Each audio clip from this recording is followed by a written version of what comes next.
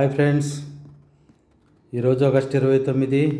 ముందుగా ప్రపంచంలో ఉన్న మన తెలుగు వారందరికీ తెలుగు భాషా దినోత్సవ శుభాకాంక్షలు తెలియజేస్తున్నాను. ఈరోజు మన తెలుగు వ్యవహారిక భాషోద్యమ పితామహుడు, అదేవిధంగా అక్షర పిడుగు మన గిడుగు వెంకటరామమూర్తి జయంతిని పురస్కరించుకొని తెలుగు భాషా దినోత్సవాన్ని మనం జరుపుకుంటున్నాము. ఈ మాతృభాషలో విద్యా బోధన వల్ల పిల్లలలో మానసిక సృజనాత్మకతను వెలికితీసి వాళ్ళు మానసికంగా దృఢంగా ఉండే విధంగా మాతృభాష ఉపయోగపడుతుంది.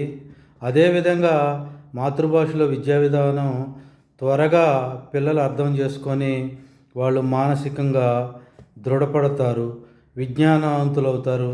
అదేవిధంగా తెలుగు భాషకి ఇటాలియన్ ఆఫ్ ది ఈస్ట్గా కూడా మరొక పేరుంది.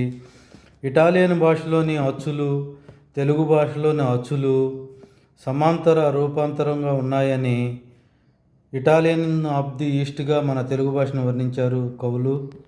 అదేవిధంగా ప్రతివారు మన తెలుగు భాష గొప్పతనం తెలుసుకొని మన పిల్లల మాతృభాషలను చదివించుకుందాం.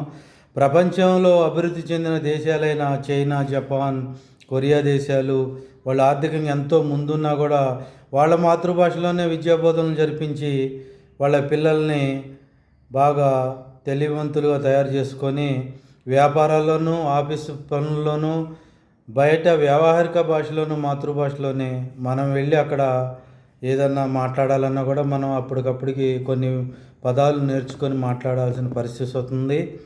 అదేవిధంగా మన పక్కనున్న మన భారతదేశంలోని తమిళనాడు రాష్ట్రంలో కూడా వాళ్ళు పూర్తిగా మాతృభాషలో విద్యాబోధన జరిపించి వ్యావహారిక భాష కానివ్వండి, ఆఫీసులో కానివ్వండి, మీరు ఎక్కడికి వెళ్ళినా కూడా బోర్డులు కూడా తమిళంలోనే రాసి ఉంటాయి. మనం కూడా మన తెలుగు భాషకు న్యాయం చేయాలి.